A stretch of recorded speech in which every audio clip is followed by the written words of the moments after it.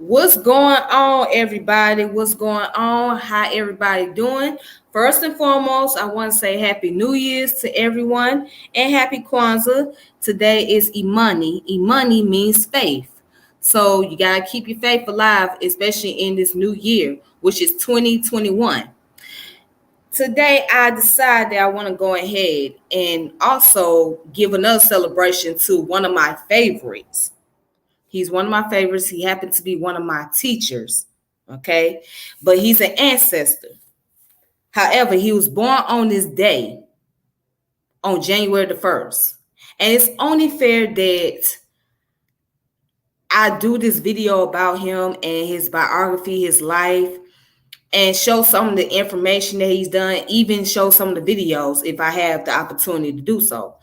So with that being said, the person that I am talking about, who happened to be one of my favorite teachers and one of my favorite lecturers of all time, is Dr. John Henrik Clarke. Dr. John Henrik Clarke has inspired many people, especially those who are scholars or looking forward to become scholars. He has really inspired so many to really study more about Africa and its history, not just dealing with ancient Egypt, but West Africa as well. And what really intrigued me about him is the fact that he was self-educated. He taught himself a lot of things. And he was also a professor, but check this out, he didn't have a degree. Because most of the time, in order for you to become a professor, you got to have a degree. But Dr. John didn't have a degree, and he became a professor. He didn't get it till later on in life. That's when he received his honorary degree. But this man, like, he can deal with any subject matter. He can talk about economics. He can talk about sociology. He can deal with history, okay? And he can deal with politics. Like, that's just how broad he was. Like, he had that thorough knowledge, and that's something that I'm trying to get at. So that's going to be a working process for me. But anyways, I want to introduce you to Dr. John Henrik Clarke. I don't want to talk too much. All right, so that's Dr. John Henrik Clarke right here. For those of you that may not know him, you need to check him out. Check out his lecture. There's plenty of videos on him on YouTube, anywhere you can find him. All right, even he had a biography called A Mighty Long Way, which was done with Wesley Snipes. All right. So that was like maybe a year before he had passed. And he died in 98. All right. So let's go ahead and let's just look into his biography instead.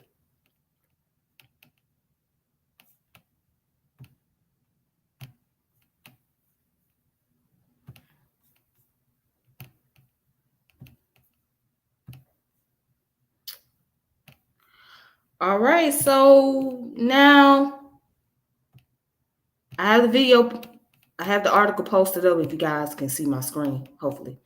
All right. So this is the account. This is the account information based on what was put in Wikipedia, but I also have other sources that can, back up, or that goes into a little bit more about his biography. But this is Wikipedia right here. So this is everybody's go-to website. So I might as well just go ahead and read from it. John Henrik Clarke, who was born John Henry Clarke on January the 1st, 1915, and he died on July 16, 1998.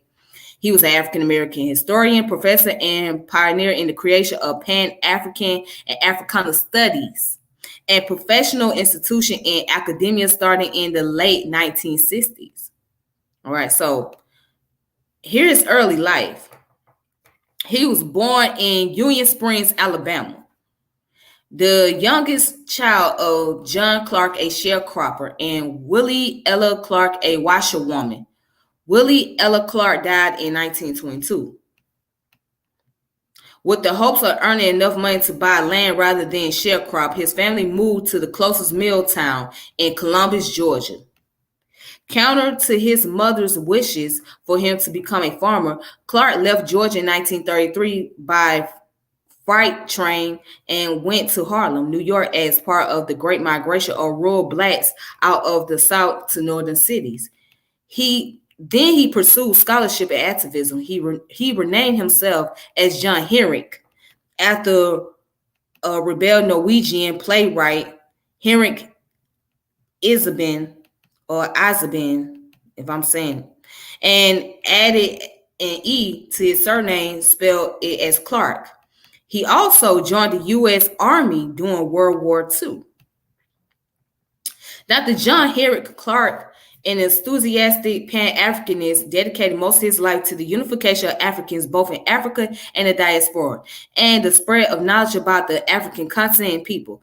Clarke's initial drive came from a stark realization in Sunday school.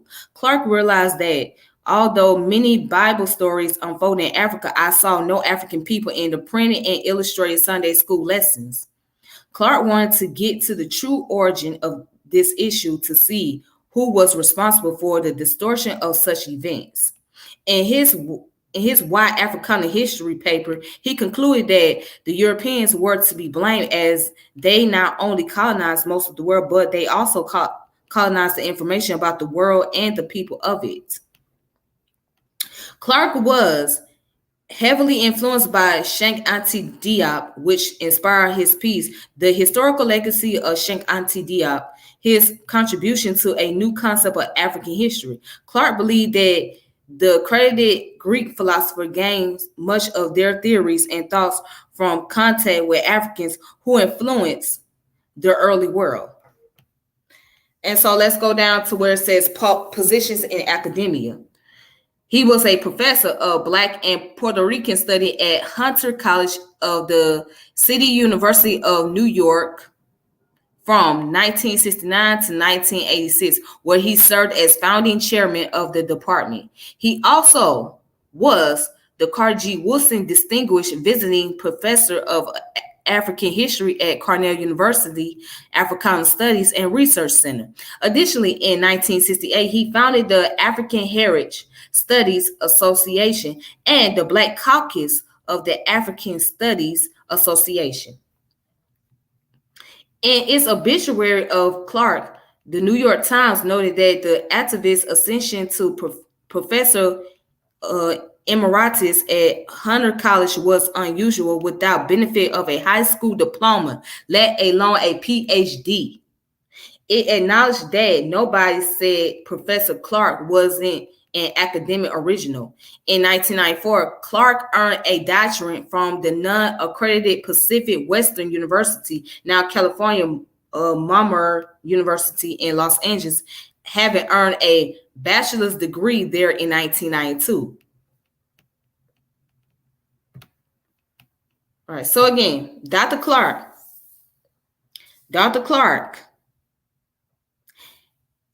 did not have a high school diploma, nor did he have a college diploma, but he was able to obtain a position as a professor at a university. That's very rare and that's very uncommon. It's very uncommon, but he was able to obtain that. And it wasn't until like around 1992 that he received the bachelor's degree or the honorary degree.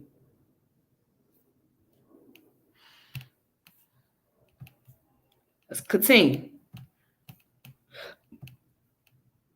All right, so his career by the 1920s, the Great Migration and demographic changes had led to a concentration of African American living in Harlem.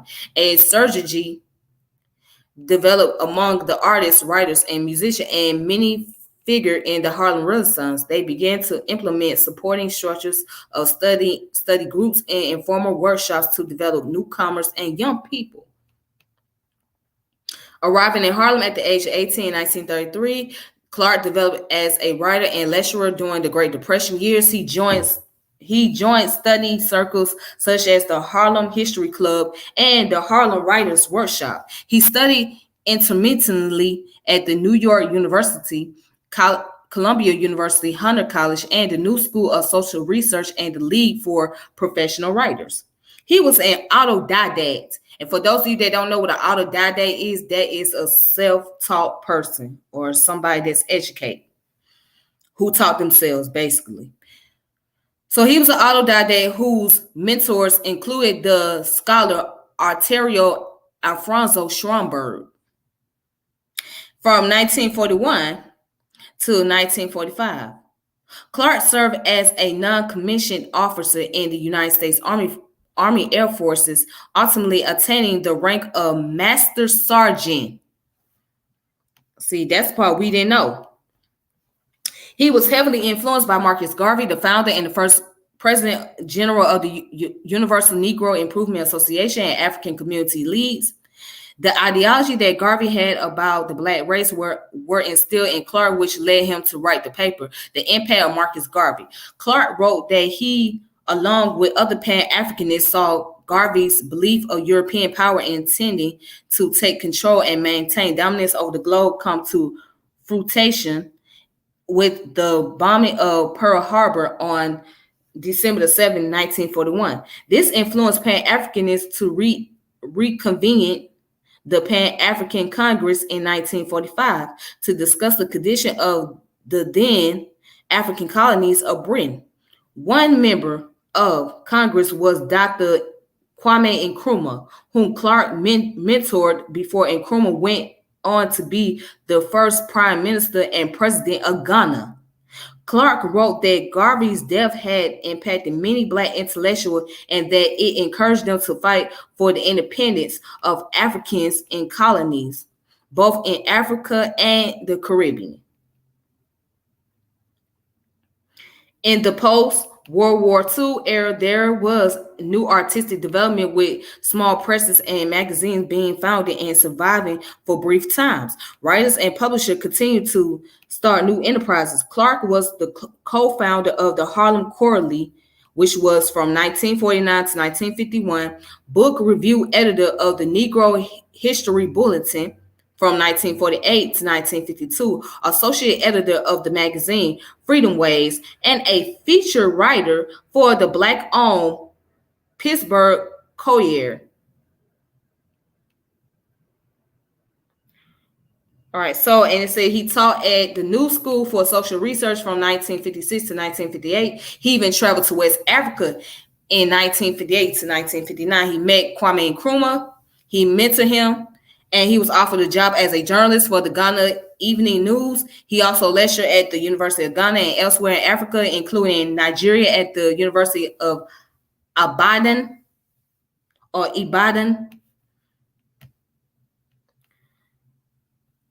And so he was very prominent during the Black Power movement in 1960, which began to advocate a kind of Black nationalism. Clarke advocated for studies of the African-American experience and the place of Africans in world history.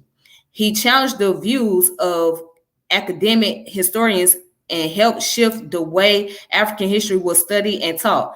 Clarke was a scholar devoted to redressing what he saw as a systematic and racist suppression and distortion of African history by traditional scholars. He accused his detractors of having Eurocentric views.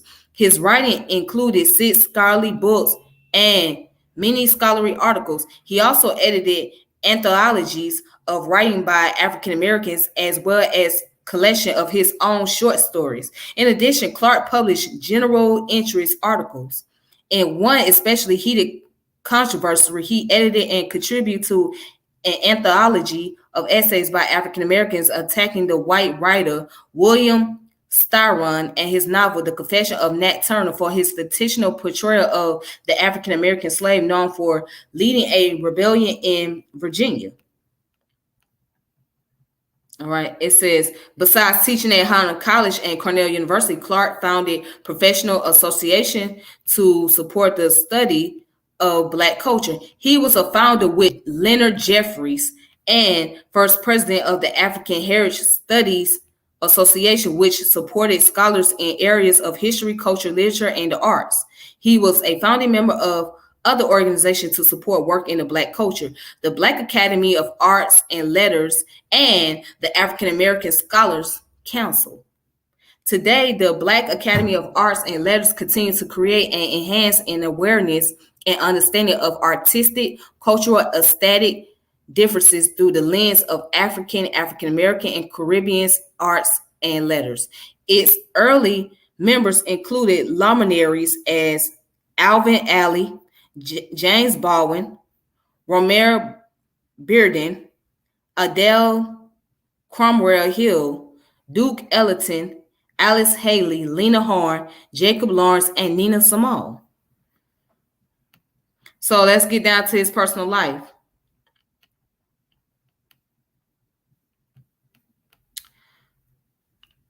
He was married to the mother of his daughter, Lily, who died before her father.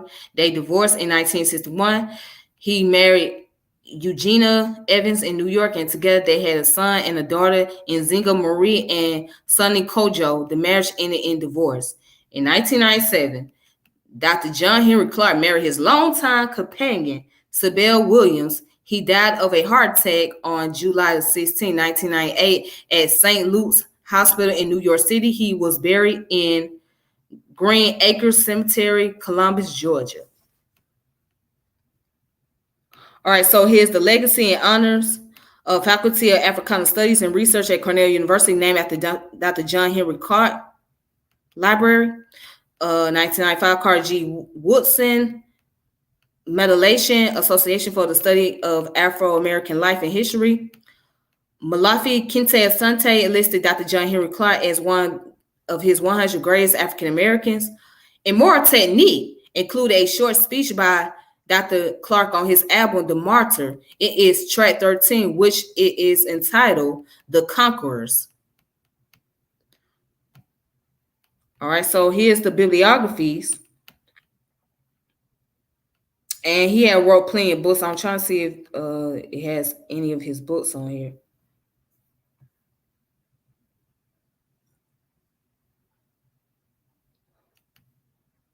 Well, okay. I think this is it right here. So it says the editor and contributor, William Styron Nats Turner, the 10 Black writers respond 1968. And he was the editor and contributor with the assistance of Amy Jacks Garvey, Marcus Garvey, and Division of Africa in 1974.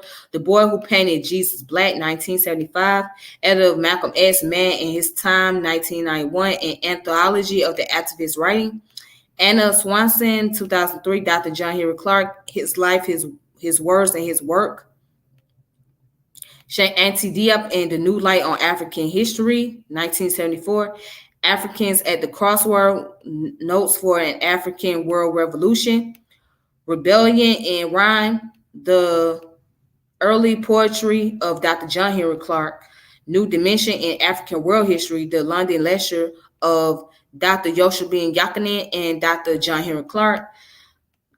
Christopher Columbus and the African Holocaust, Slavery and the Rise of European Capitalism.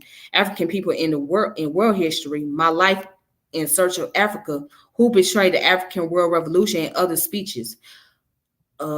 Critical Lessons in Slavery and the Slave Trade, Exceptional Studies and Commentaries on Slavery in general and the African Slave Trade in particular. Akman Baba, a scholar of Old Africa.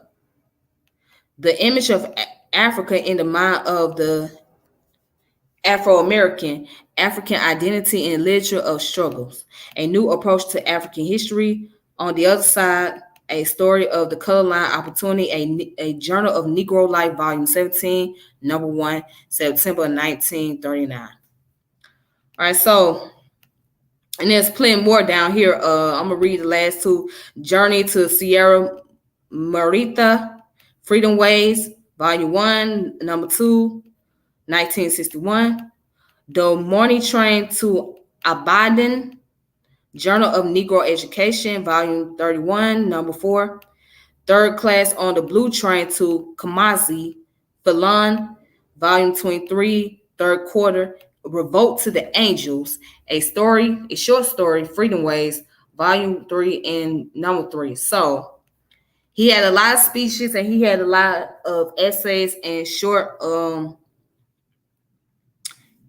and short books or short stories. So if you ever read some of Dr. John Henrik Clarke books, if you notice his books is not consist of a lot of pages, because they were like, some of them were speeches that he did, and then there were some that he actually wrote, but he didn't write a whole lot, because eventually later on in life, Dr. John would end up becoming blind. So once he had got into his once he got older, yeah, he started becoming blind. So that kind of just cut off his ability to like continue to write more books and things of that nature. So he was dealing with some health issues. All right. Right down here is the notes. So if you want to look up more information, you can find the notes right here, and then you can go to the further reading, external links at the very bottom. All right. So yes, he did. He did have such a phenomenal mind. He was very phenomenal. Dr. John was very phenomenal. You right about that, Brother Kwame. All right, so I have some papers and some PDFs that's from Dr. John, and I would like to present it to you.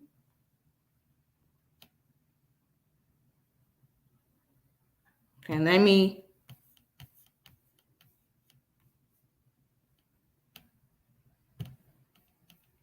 go ahead and present the first one that I have.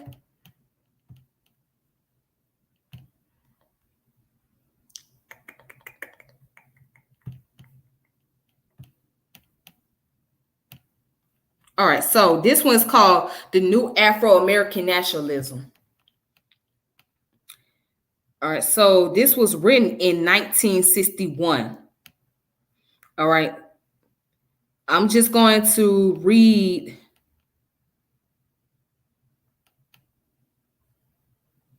the first 2 pages on here.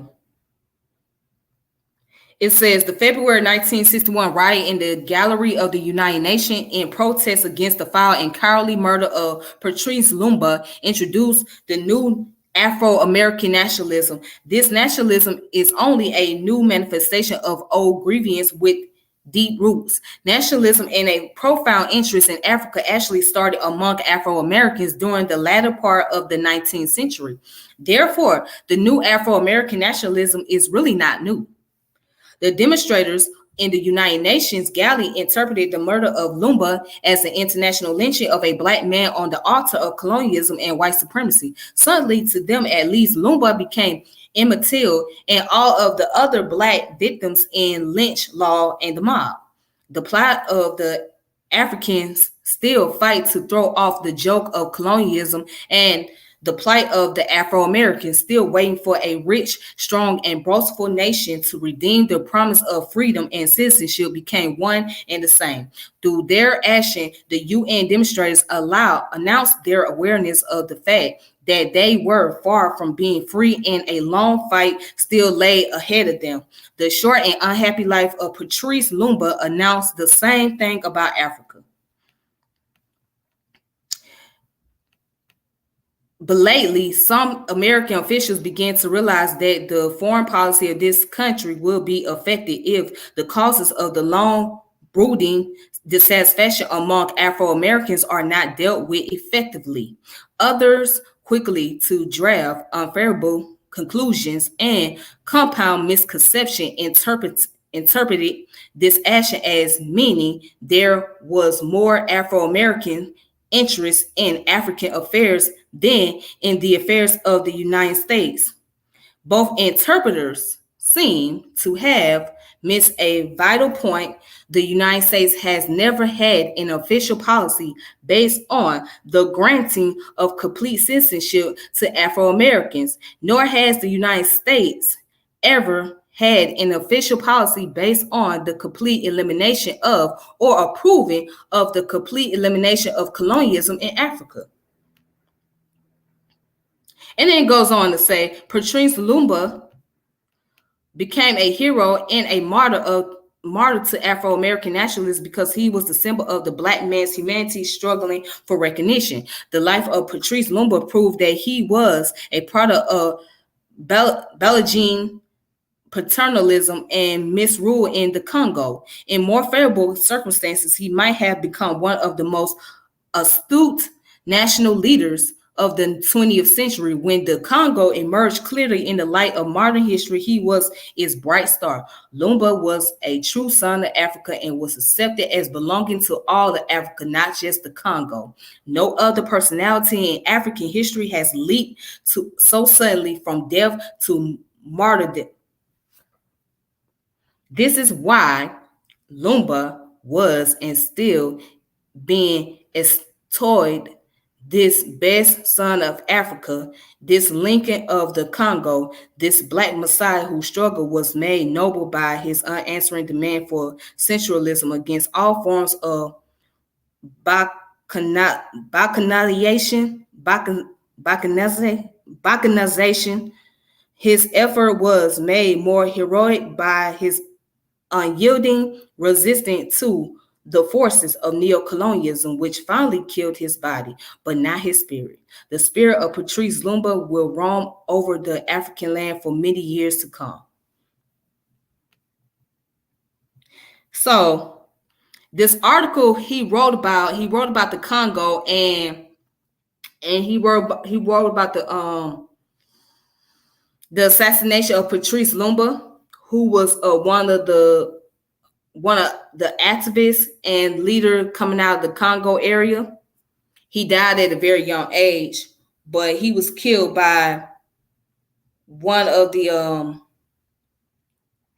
officials over there in the Congo. So Dr. John Henrik Clarke wrote about it because Patrice Loomba has had so much impact on the African Americans, and so by his courageous character, many people were so influenced by him, and the fact that he passed away and he was assassinated devastated a lot of black people who was involved in the Pan-Africanist movement or the black nationalist movement. And so that's what he was writing about. So I'm gonna go ahead and continue. It says, this spirit was a natural choice to rekindle the flame of Afro-American nationalism. Harlem has always been the incubator for black nationalism in the United States. Presently, this nationalism is being hampered by too many organizations and too many leaders with conflicted programs. Some of these leaders are self-seeking money changers who have found a haven and a bonanza in the African nationalist movement. The major nationalist groups of their programs are briefly outlined here. Nation Islam, a nationwide organization dating to 1930, led since 1933 by Elijah Muhammad, born Elijah Poole in Georgia 63 years ago. Headquarters in Chicago, Temple Number 7 in New York, is led by 35-year-old Minister Malcolm X. The Black Muslim movement is presently the most dynamic force for protest and change in the United States of all Afro-American nationalist groups. This is the one that is most feared by white people. All right. Muslim Brotherhood. I never heard of that. What's the Muslim Brotherhood? Okay, so Muslim Brotherhood, this group claims to be authentic Muslim and is hostile to the Nation Islam group, whose followers are massive and growing fast. The hostility between these groups have been overplayed by the press. Muslim Brotherhood is led by Talib Ahmad Dawood, husband of singer Dakota Staton. I have to look into that, the Muslim Brotherhood. All right, so anyways, if you guys want to look at this article, just look up the new Afro-American nationalism, John Henrik Clarke. All right, so this is one of the articles that he wrote. I'm not going to go further more into that.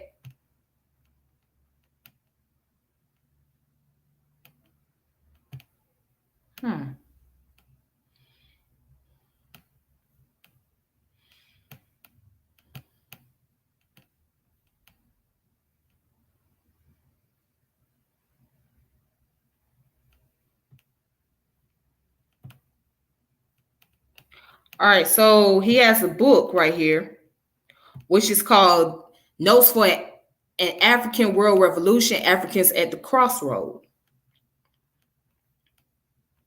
This book came out in 1991.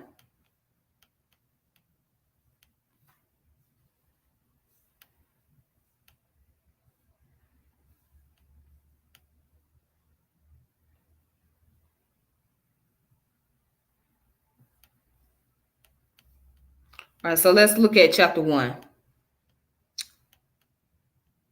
So this is chapter 1, notes for an African World Revolution. Commentary number 1. My approach to the subject, an African World Revolution, might sometimes sound like a fantasy, but please bear in mind that sometimes the fantasy of today is tomorrow's reality. That's deep. In addition to a need for a total reconsideration of Pan-Africanism, a cultural revolution is needed within the whole of the African world. The most important aspect of this revolution will occur within the geography of the continent of Africa, which is almost 12 million square miles, endowed by nature with some of the greatest mineral wealth in all the world. I believe the technical and scientific aspects of this revolution will begin with the Africans living outside of Africa who have been exposed through education to the kind of technological education that Africa needs in order to renew its old societies and make them workable within the modern world. It is important for us to learn who our friends are and who our enemies are and how to make the best use of both of them. The principal concept of nation structure, nation formation, and nation building have been taken away from us as well. The ability to examine our adversaries, to move among them, and still to advance while learning something of their technique has also been taken away from us. We have been rather naive in our interaction with people, and we have overlooked too many items in relationship to our freedom. We have not developed a technique for dealing with our own traitors, but if we cannot do anything else, we can at least isolate them. So, and then he goes on to say, why do we let so many known traitors to the African cause walk amongst us unharmed? One of those traitors advocated that blacks should join UNITA in South Africa against Angola. I was the first person to take a public stand against it and to say that by no means should an African ever lift up arms against another African. And he said that with a passion. Yet, except for a brief, inept reply in the New York Amsterdam News, that was just about the end of it. But we have to not look closely at Angola. We haven't even looked at Savimbi present visit. Why is it that Savimbi is having some success there? He's passing himself off as a black nationalist and getting away with it. In the name of national liberation, he permitted crimes against his own people while in the pay of the enemies of the Angolan people. Why is he getting away with it in Angola?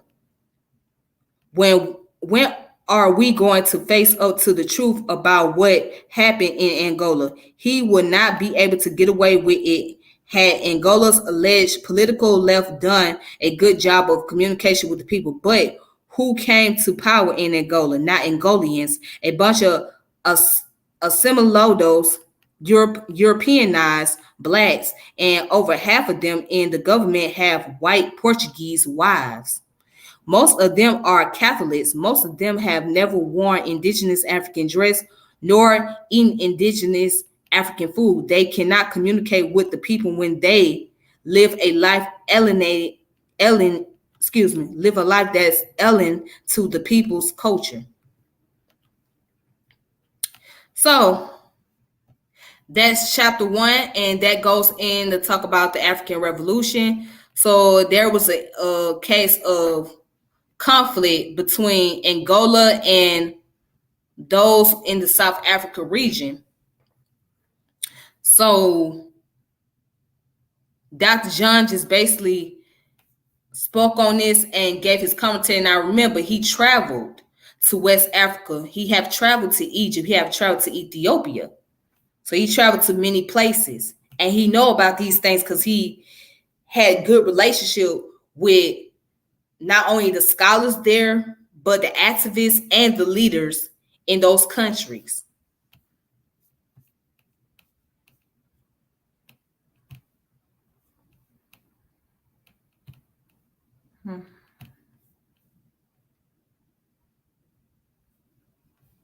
Yes, he was. Yes, he was. He was a powerhouse. So I have another one that I want to show you guys.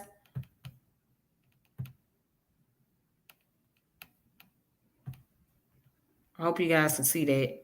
All right, this one's called The African Holocaust, the Slave Trade.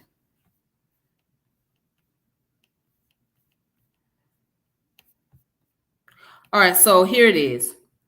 It says, there is a need to look holistically at African history, good and bad. If African people are to be educated to face a new reality on the eve of the 21st century, we must know about the good times as well as the bad times. We must also know that history has not made Africa and Africans exceptional case. In the great unfolding of history, Africans have played every role from saints to buffoon, and we need to learn how to live with the good as well with the bad. We need to understand the triumphs as well as the tragedies in our history. At the end of what I have been alluding to as the last of the three golden ages in Africa, we enter a period of internal and external tragedy, partly of our making, but mainly imposed on us by foreigners in search of new land, new energy, and new resources. We made the terrible mistake of thinking some foreigners could settle our internal family dispute. Instead of settling our family dispute, the foreigners turned us one against the other and conquered both. This is the great mistake we made in the 15th, 16th centuries at the end of Africa's third golden age. It is the greatest mistake we are making right now. This mistake grows out of our misinterpretation of our greatest strength, which is our universal family. And that part right there, my friend, this right here, still applies to this day.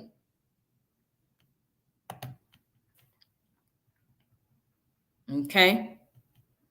And it says, as a people, we have always been hospitable to strangers. The weakness in this noble gesture is that we have not been alert enough and suspicious enough to examine the intentions of the stranger that we have invited into our homes. All too often in our history, strangers come in as guests and stay as conquerors. This is at least in part how and why the slave trade started. You cannot explain the slave trade and vindicate or rationalize the European participation in the slave trade by saying some African were in the slave trade and sold slaves to European. In some instances, and in some regions, this was basically true. You cannot excuse the European slave trade by saying that slavery was practiced among the Africans before the Europeans came.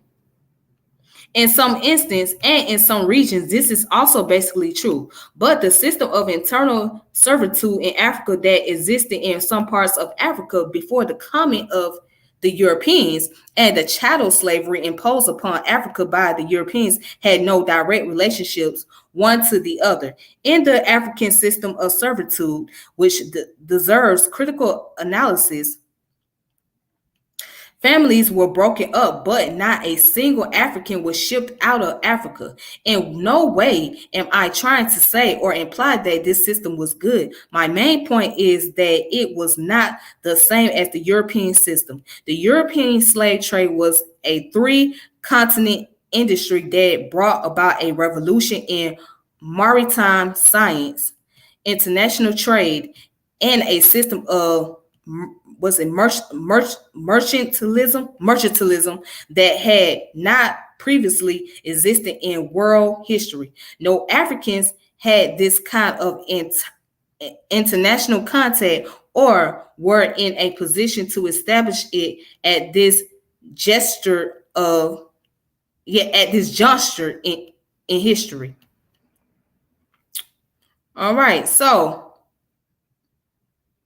and he also gives the list of books that people can read. The following books is Black Mothers, The Years of Our African Slave Trade, Pre-Colonial History, 1450 to 1850 by Basil Davison, Forced Migration by Joseph E. Inicor, Christopher Columbus and the African Holocaust, and How Europe Underdeveloped Africa by Walter Whitney, which I have that book personally. All right, so this is one of the essays that Dr. John Henrik Clarke wrote, which was regarded about the African Holocaust and the slave trade. So basically he's saying that, look, we can't just make an excuse to say that, yeah, the Europeans put us in slavery, but our ancestors did the same thing too. Like, we do know that.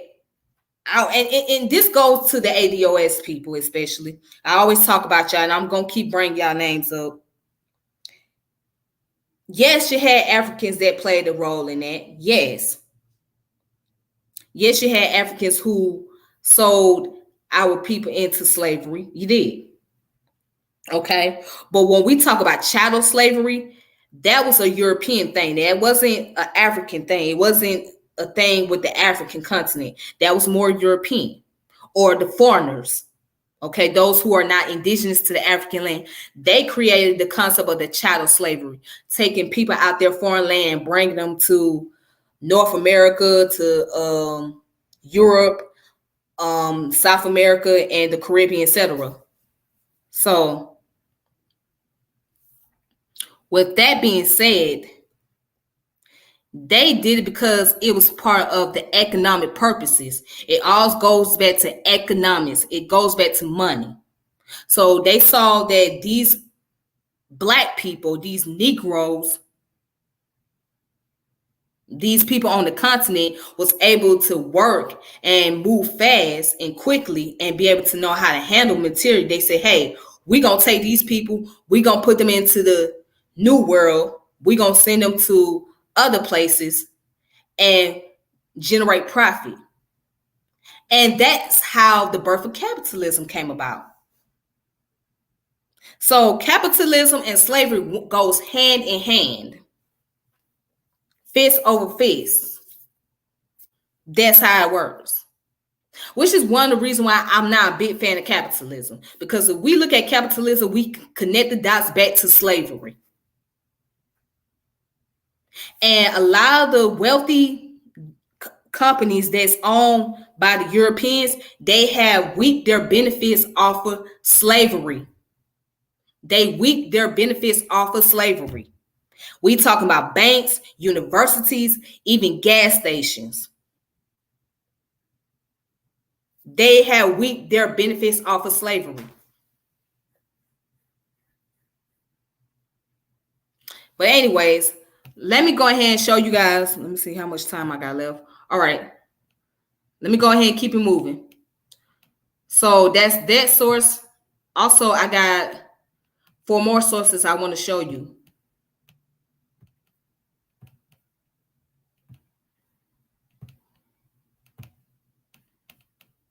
Okay, I hope you guys.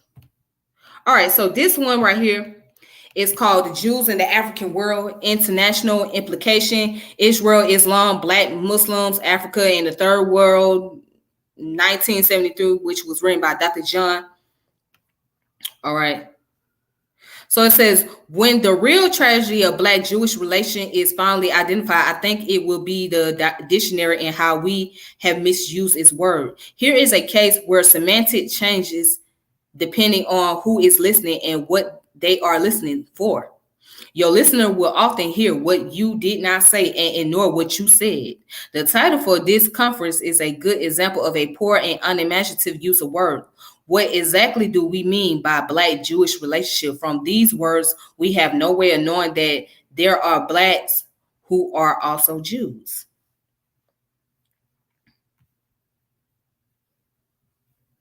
All right, so I'm not going to read a whole lot of it, but I'm just going to read like these 3 paragraphs right here. In this paper, I have asked and have tried to answer the questions: who and what is a Jew, and who and what is an African person? In as much as Jew and African people have met many times on the crossroads of history, we need to know the nature of these meetings from a pre-biblical times to the present. Especially, we need to know more about the history of Egypt and that part of Western Asia that is called the Middle East. Here is where Jews and African people met for the first time. They have been meeting through the years, and their relationship have been more good than bad. This in essence is the point that I was trying to explain at the 87th meeting of the American Historical Association in New Orleans on December 30th, 1972. The panel session was called Black Anti-Semitism, Myth or Reality. The chairman was Professor Louis Rachemans of the University of Massachusetts, Boston. Beside myself, the other main participant was Dr. Nicholas C. Polo and Laverne of Laverne College in California. Comments on the paper came from Dr. Morris U. Scrappies, Queens College City, University of New York, who is also editor of the magazine Jewish Currents, and Dr. Philip Farner of Lincoln University. All right, so it goes on to say Dr. Nicholas C. Polo's paper was on what he called Black Anti-Semitism, a historical genesis. In spite of the title of his paper, he did not talk about any historical genesis of Black anti-Semitism. His paper was mainly about some current dissatisfaction with the Jews and some ill-advised statements about Jews that were made by people like Malcolm X, James Baldwin, and Harold Cruse. These statements, quoted out of context and misunderstood, did not prove that an entire people are anti-Semitic. The comments of Morris U. Scrappies and Philip Farner were more interesting to me, considering their radical political backgrounds. In their comments, they were defenders of the European concept of history, both of them to exception to the amount of space I took in my paper to explain the role of Egypt in world history and the fact that the Egyptian of the ancient world were a distant African people whose civilization was old before Europe was born. Therefore, they could not have been what we now call a white people. So this is the paper that he did about the relationship between the Jewish people and the African people and whatnot. So I think that, people should read this, especially those who are within the Hebrew Israelite culture. If you are Hebrew Israelites, you guys should take a look at Dr. John Henrik Clarke paper and critique it for yourself, Instead of just reading the Bible, what I'm saying? Like, do some thorough research, do some deep research and whatnot. So this is it right here.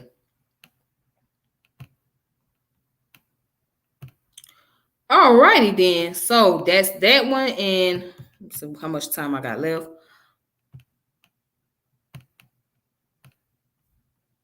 All right, so I'm gonna make it real fast and quick.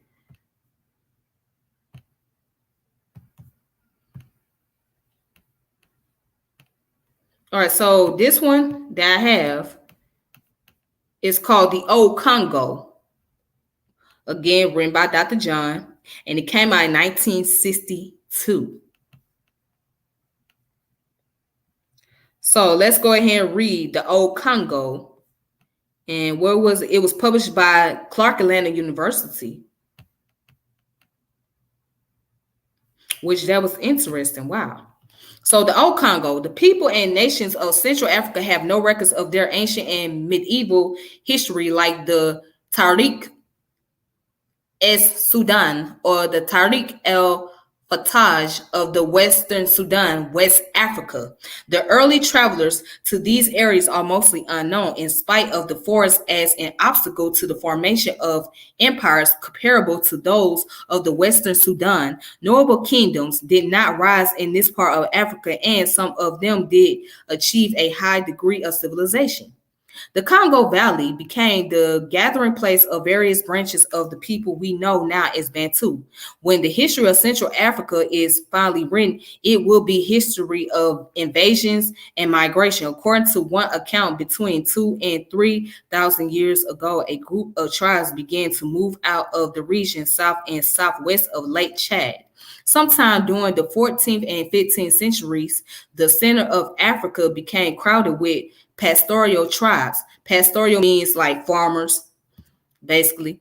Pastoral tribes who needed more land for their large flocks and herds. This condition started another migration that lasted for more than 100 years. Tribes with the prefix Ba to their names spread far to the west into the Congo Basin and southward through the Central Plains. The Bashuna and Basuto were among these tribes. Tribes with the prefix Ama, great warriors like the Amazoa and Amazulu, passed down the eastern side. All right. In the meantime, some of the more stable tribes in the Congo region were bringing noble kingdoms into being. The kingdom of Laango extended from Cape Lopez to near the Congo. The Congo Empire was mentioned by the Portuguese as early as the 14th century. The chief of Laango, Mani Congo, extended his kingdom as far as the Kaza and Upper Zambezi rivers. This kingdom had been in existence for centuries. When the Portuguese arrived in the 15th century, they spoke admirably of its capital, Seto Camo, which they called San Salvador. The kingdom of Congo dated back to the 14th century. At the height of its power, it extended over modern Angola as far east as the Kazi and Upper Zambezi rivers. Further inland, the kingdom of Ansinka was comprised of the people of the Beteke and Beyoka, whose artistic talents were very remarkable. Near the center of the Congo was the Bakuba kingdom of Bushango, still noted for its unity, the excellence of its administration, its art, its craftsmanship, and the beauty of its fabrics. All right, so that's the first section of the article, the Old Congo. And so it goes in to talk about the history of Congo and during its time period before all the colonialism and before the colonialism had took place, before the invasion came about. So he basically going into different tribes. He's basically talking about other kingdoms in this article here. So if you want to, you can look for this article. It's under Clarke Atlanta. It's called The Old Congo, Dr. John Henrik Clarke.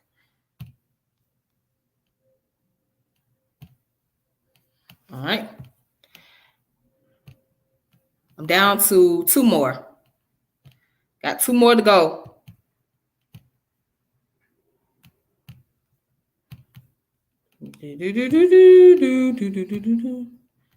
What somebody say?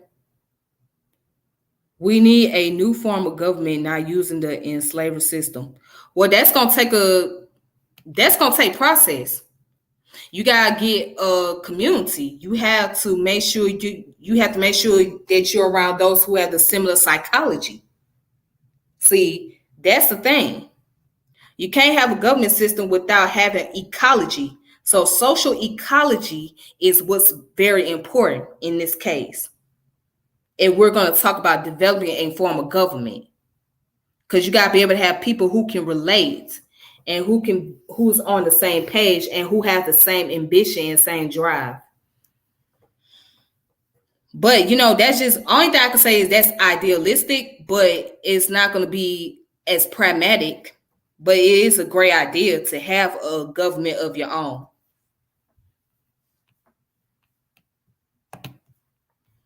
All right, so Journal of Negro Education. In the search of Timbuktu, and if you notice, they spelled Timbuktu differently. Instead of putting the K and the TU at the end, it's spelled with the C and TOO. All right, so The Search for Timbuktu by Dr. John Henrik Clarke. All right, let's look at the first 3 paragraphs. The African writer Abdul Rahman Es-Sahid, in his great work Tariq as-Sudan, History of the Sudan, says that Timbuktu was founded at the end of the 5th century after the Hijra Muslim calendar, which corresponds with the 11th century of our era. It began as a camp of the Tariqs, the strange veiled tribe of the southern Sahara, who incidentally are still the main troublemakers in the area around present-day Timbuktu. Es-Sahid called it an exquisite city, pure, delicious, blessed with luxury and full of life. Furthermore, he boasts that Timbuktu was noble in that its people had never been soiled by the worship of idols. Timbuktu, he goes on to say, gradually developed into a trade center. Its greatest days did not start until the end of the 15th century, when it became the meeting place for traders from Egypt, the Liberian desert, Fezzan, Gadames, and the oasis, or the oasis of Tuat, Salamaza, Fez, and the Gold Lands. In another work on the history of the Western Sudan, Tariq al-Fatih, History of the Seeker by Muhammad Kati, it is said that Timbuktu had no equal among the cities of the Balad al-Sudan, countries of the black. The people of Timbuktu boast of the solidarity of its institution and its political liberty, the purity of its morals, public security, compassion towards the poor, clemency to foreigners, courtesy to students and men of science, and the amount of help and respect given to all schools of men of learning. And perhaps the one reason contributing to the renown of Timbuktu has been the odd sound of its name to European ears. The writer Es-Sadi tells us that the city was named after a slave woman who was sometimes left in charge in the days when it was the Tariq camp, and that the name meant old woman. Other translation of the word includes she of the big navel. Another explanation is that the name meant the well of Baktu. Okay. So this is the article that he had written back in 1964 about Timbuktu. And if you want to, you can read more into details. It was published under the Journal of Negro Education. All right. So it came out in 1961.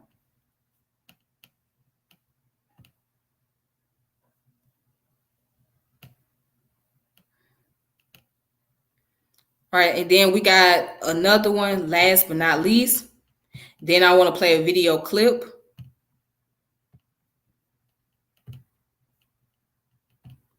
Right here. It's called Why Africana History, which was written in 1987. All right. So I'm going to read the first 3 paragraphs or first 4 paragraphs, this whole page right here. Africa and its people are the most written about and the least understood of all the world's people. This condition started in the 15th and 16th centuries with the beginning of the slave trade and the colonialism system. The Europeans not only colonized most of the world, they began to colonize information about the world and its people. In order to do this, they had to forget or pretend to forget all they had previously known about the Africans. They were not meeting them for the first time. There had been another meeting during Greek and Roman times, and at that time they complemented each other. The African Clitus Niger, king of Bactria, was also a cavalry commander for Alexander the Great. Most of the Greeks' thinking was influenced by this contact with the Africans. The people of the culture and the cultures of what is known as Africa are older than the word Africa. According to most records, old and new, Africans are the oldest people on the face of the earth. The people now called Africans not only influenced the Greeks and the Romans, they influenced the early world before there was a place called Europe. When the early Europeans first met Africans at the crossroad history, it was a respectful meeting, and the Africans were not slaves. Their nations were old before Europe was born. In this period of history, what was to be later known as Africa was an unknown place to the people who would someday be called Europeans. Only the people of some of the Mediterranean islands and few states of what would become the Greek and Roman states knew of parts of North Africa that was a land of mystery. After the rise and decline of Greek civilization, the Roman destruction of the city of Carthage, they made the conquered territories into a province which they call Africa, a word derived from Afri, and the name of a group of people about whom little is known. At first, the word applied only to the Roman colonies in North Africa. There were a time when all dark-skinned people were called Ethiopians, for the Greeks referred to Africa as the land of the burnt-faced people. It says, if Africa in general is a man-made mystery, Egypt in particular is a bigger one. There has always been an attempt on the part of some European scholars, quote unquote, to deny that Egypt was a part of Africa. To do this, they had to ignore the great masterpieces on Egyptian history written by European writers such Ancient Egypt, Light of the World, Volume 1 and 2, and a whole school of European thought that placed Egypt in proper focus in relationship to the rest of Africa. All right. So that is this article, which is called Why Africana History, and that was written in 1987. So if you want to look that up, you're more than welcome to do so. Why Africana History. You can find it online. You can look it up on the PDF. And that's that. All right, so that's the sources. Now, what I'm going to do is I'm going to play a video by Dr. John, which is called The African Mind. And I'm not going to play it for very long. It's going to be probably about 15 minutes, 10 to 15 minutes long. So he goes in, this is his lecture that he did, all right, which is called The African Mind. So I'm going to go ahead and I'm going to put up the video.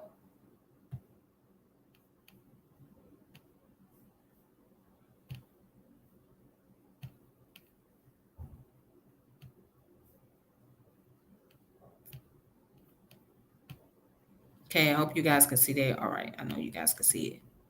All right, so I'm about to go ahead and mute myself.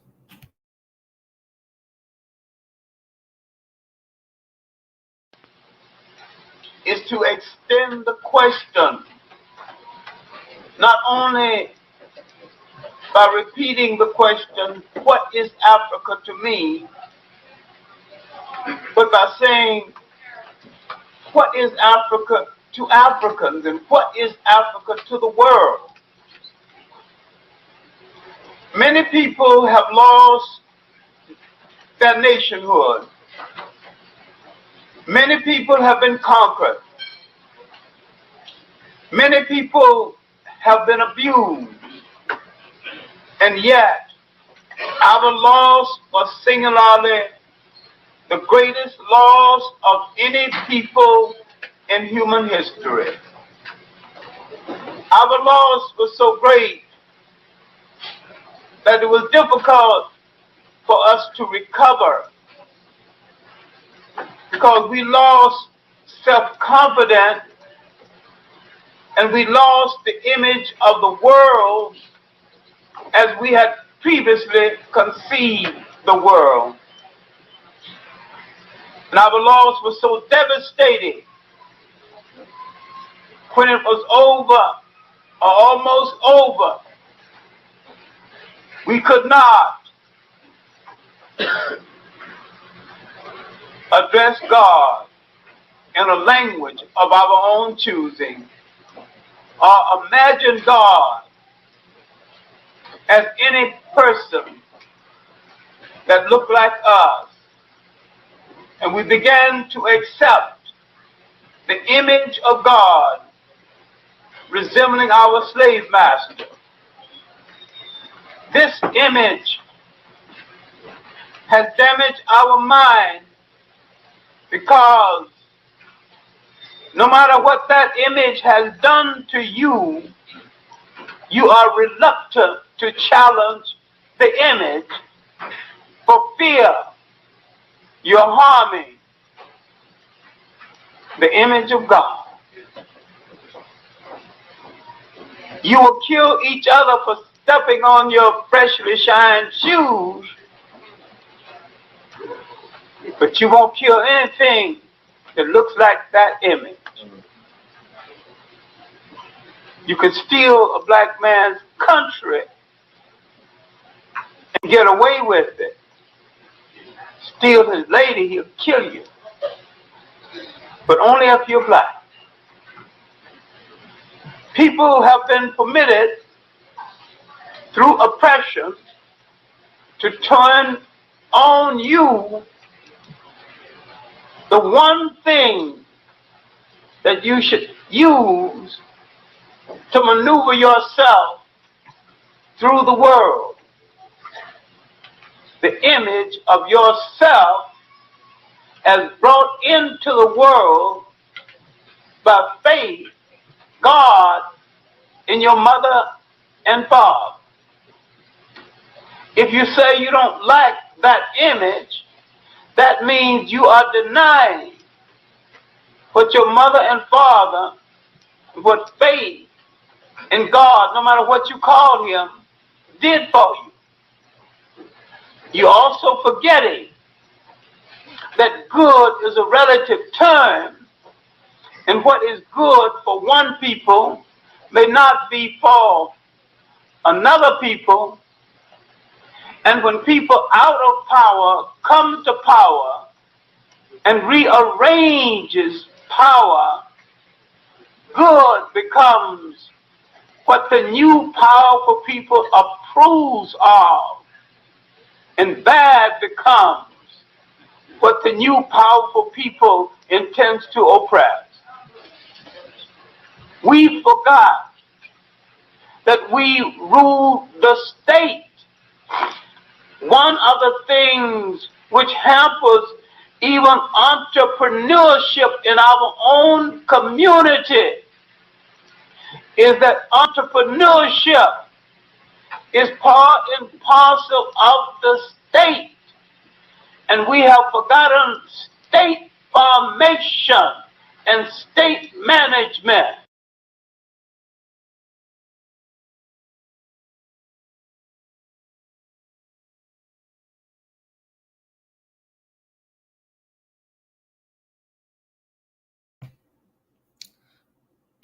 Give me a second, you guys.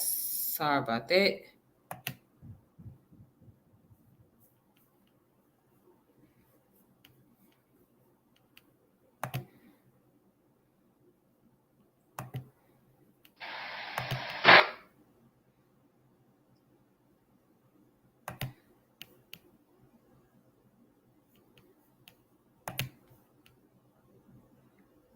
All right, here you go.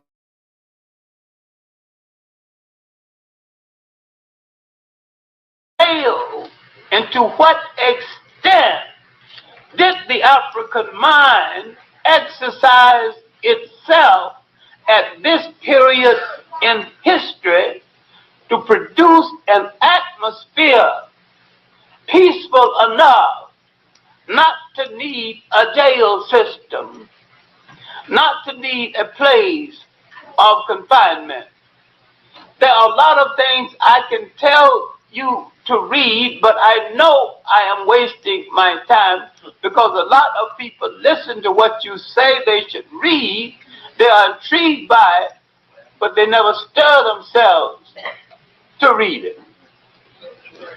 In a back issue of the Journal of African Civilization, I think it is the issue dealing with Nile Valley civilization, or the issue dealing with great African thinkers, Cheikh Anta Diop has written one of the most concise essays of our time.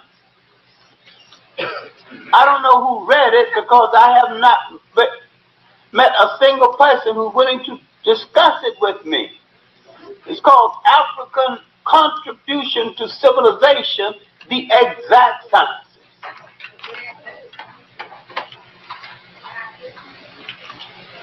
Last year, only a few months ago, his main protege, Theophile Obanga, delivered a lecture from his major new book, The Pharaonic Origins of Greek Philosophy.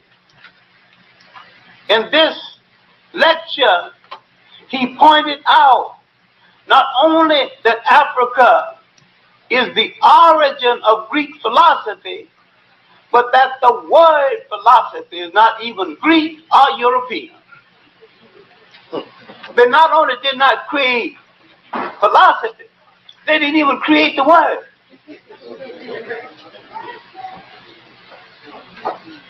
And when people look back and look at the stolen property of Africa that these icebox people are selling to the world as their property, you would understand a lot of things.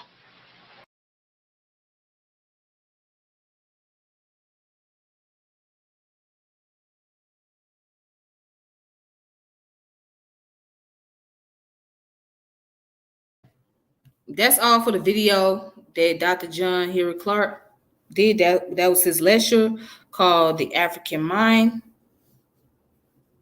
Wow. It's called The African Mind. So basically he was going in.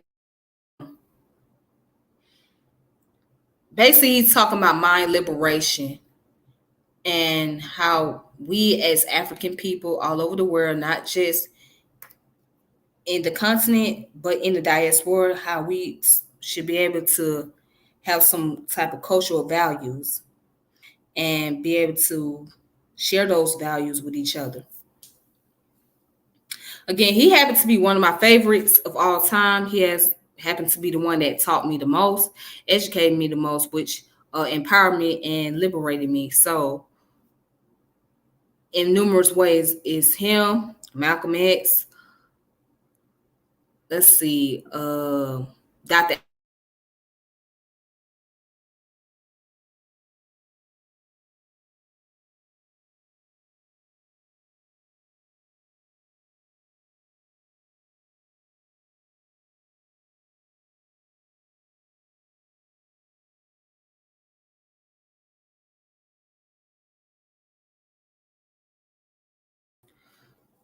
All right, sorry about that. I'm back. So, as I was saying, that he has influenced me to be able to learn more about myself. Is him, Dr. Amos Wilson, Malcolm X, so many others, Carter G. Woodson. Yeah, so I was influenced by this man right here. This man happened to be a powerful person. And also Dr. Ben. With that that being said, you guys, I want to thank you all for tuning in, and I want to thank you all who've been around since I started doing these videos. And I hope you guys continue to stick around, and make sure you guys share the channel, hit the notification bells. Shout out to those who have subscribed to this channel. I really appreciate that. I appreciate their support. And if you guys want to support me, and you see that what I'm doing, and you inspired and you like what I'm doing, you can go ahead and share the Cash App, send something to the Cash App if you like to do so. But other than that, I appreciate every last one of you. Hopefully this new year starts off pretty well for me, and hopefully I can be able to continue to come out with good contents, good subject matters, and hopefully in the near future I can get more people involved and engaged in the conversation with the subjects I'm doing. So if you want to do that, just let me know. If you want me to come on your platform, on your channel, please let me know. Reach out to me, and I have no problem with doing so. But other than that, with that being said, ladies and gentlemen, I'm just very inspired by what I do. I do this for a purpose, and the purpose is to be able to make sure that people have the accurate information, or go out and seek information for themselves, instead of having to wonder or say, well, they never been exposed to it, or they never heard about this. Well, you got an opportunity to do so. All you got to do is just tune in to watch, look up the source, and go from there. All right. But again, I really appreciate every last one of you. That really means a lot. Those who support and those who are the trolls, well, you trolls ain't going to last too long, but thank y'all anyways. All right. So anyways, you all, this your girl Tiffany, and I gotta get going, but I hope you all have a wonderful day. Please be safe and stay powered and stay motivated. All right. Until next time, may peace and power elevation be to all of you, and we will talk again. Enjoy your new year. Be safe and enjoy your Kwanzaa, Imani. All right. And be careful, because this pandemic is still around. Let's be careful. Let's be mindful. All right. So don't do too much now. All right, then. Y'all take it easy. Peace.